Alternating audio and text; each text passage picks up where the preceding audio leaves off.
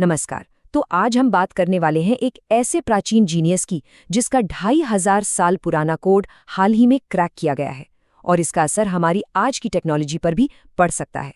जरा एक पल के लिए सोचिए, क्या ये मुमकिन है कि आज के जो कंप्यूटर कोड और एल्गोरिदम्स हैं उनकी नींव 2500 साल पहले रखी गई हो?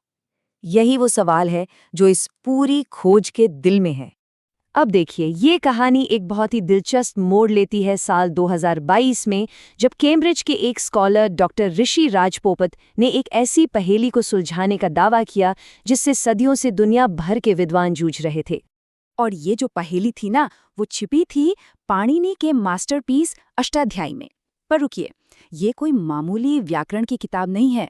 इसको ऐसे समझिए कि ये एक लैंग्वेज मशीन है, एक प्राचीन कंप्यूटर जिसमें करीब 4000 कोड लाइंस यानी सूत्र हैं जो गणित की तरह सटीकता से शुद्ध संस्कृत बनाते हैं।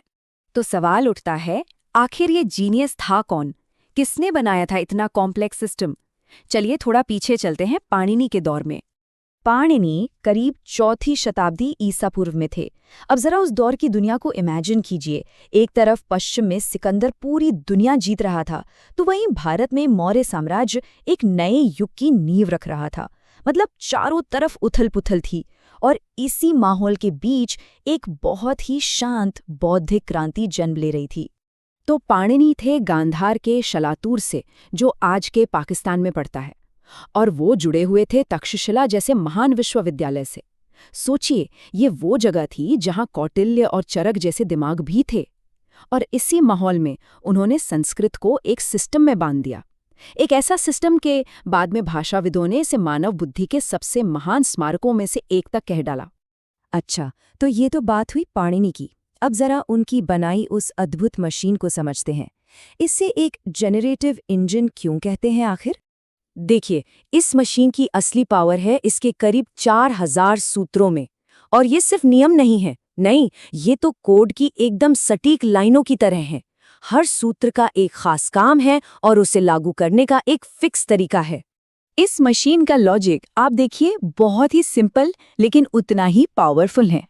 आप मशीन में एक शब्द का रूट और एक सफिक्स मतलब प्रत्यय डालते हैं, फिर पाणिनि के नियम एक एक करके लागू होते हैं और आउटपुट में आपको मिलता है व्याकरण के हिसाब से एक बिल्कुल परफेक्ट शब्द। है ना कमाल? ये एक परफेक्ट एल्गोरिदम की तरह काम करता है।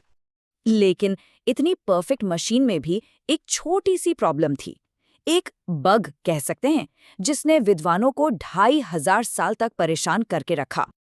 अब दिक्कत ये थी कि जब मशीन शब्द बना रही होती तो कभी-कभी एक ऐसी सिचुएशन आ जाती जहां एक ही स्टेप पर दो अलग-अलग नियम लग सकते थे। अब कंफ्यूजन ये कि भाई कौन सा नियम चुने। और मजे की बात क्या है जानते हैं? पाणिनि को इस प्रॉब्लम का पता था और इसे सॉल्व करने के लिए उन्होंने खुद ही एक मेटा रूल बनाया था। मतलब एक ऐसा नियम जो ये बताएगा कि जब नियमों में टक्कर हो तो क्या करना है। सदियों तक स्कॉलर्स ने इस मेटा रूल का मतलब ये निकाला कि जब दो बराबर ताकत वाले नियमों में टकराव हो तो वो नियम जीतेगा जो किताब में मतलब अष्टाध्यायी में बाद में लिखा है। लेकिन इसमें एक बहुत बड़ी दिक्कत थी। इस तरीके से जो शब्द बनते थे वो अक्सर गलत होते थे। तो इस मशीन को चलाने के लिए विद्वानों को क्या करना पड़ा? उन्हें ढेरों नए नए अपवाद और सुधार जोड़ने पड़े। इससे पाणिनि का जो इतना सुंदर सिंपल सिस्टम था वो और उलझता चला गया। और यहीं पर कहानी बदल जाती है। डॉक्टर राजपोपत की खोज के साथ उन्होंने इस कोड को, आप कह सकते हैं, क्रैक कर दिया। डॉक्टर राजपोपत की जो सोच थी वो एकदम क्रांतिकारी थी। उन्होंने कहा कि सदियों से चली आ रही ये व्याख्या ही गलत है। उन्होंने तर्क दिया कि पाणिनि का मेटा रूल असल में बहुत ही सरल बात कहता है। वो कहता है, जब किसी शब्द के बाएं हिस्से यानी रूट और दाएं हिस्से यानी प्रत्यय के नियमों में टकराव हो तो हमेशा दाएं हाथ वाला नियम ही जीतेगा। बस इतना सिंपल। एक हैरान कर देने वाला लेकिन एकदम लॉजिकल समाधान। चलिए इसको एक उदाहरण से समझते हैं तो और साफ हो जाएगा। एक वाक्य है, ज्ञानम दीयते गुरुणा। इसमें जो शब्द है गुरुणा, उसे बनाने के लिए इनपुट क्या है? एक है गुरु जो रूट है और दूसरा है प्रत्यय आ। अब यहाँ एक नियम गुरु पर लग रहा है और दूसरा आ पर। तो डॉक्टर राजपोपट की व्याख्या के हिसाब से हम कौन सा नियम चुनेंगे? बिल्कुल सही, दाहिनी तरफ वाला, यानी आ पर लगने वाला नियम। और इससे एकदम सही शब्द बनता है गुरुणा। मशीन अब बिना किसी अपवाद के परफेक्टली काम कर रही है। लेकिन सवाल ये है कि इस खोज का आज के दौर में क्या मतलब है? क्या ये सिर्फ एक पुरानी पहेली को सुलझाना है? नहीं, ये उससे कई ज्यादा है। ये एक प्राचीन एल्गोरिथम की विरासत को समझने जैसा है। एक ऐसी विरासत जो हमारे आज के डिजिटल युग पर भी असर डाल सकती है। देखिए, पाणिनि की अष्टाध्यायी एक शानदार एल्गोरिदम है। इसमें कोई कंफ्यूजन नहीं है, कोई अस्पष्टता नहीं है।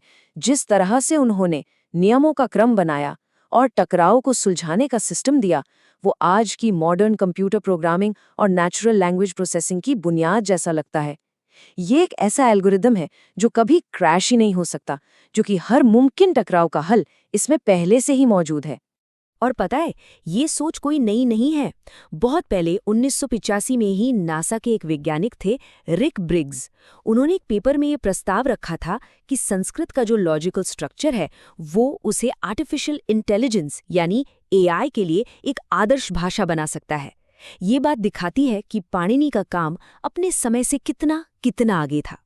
तो पाणिनि की ये कहानी हमें सोचने पे मजबूर करती है कि हमारे अतीत में, हमारे प्राचीन ग्रंथों में और न जाने कितना ज्ञान छिपा हुआ है जो हमारी आने वाली टेक्नोलॉजी को एक नई दिशा दे सकता है। क्या पता अगली बड़ी तकनीकी क्रांति का ब्लूप्रिंट भी किसी पुरानी किताब में बस खोजे जाने का इंतजार कर रहा हो।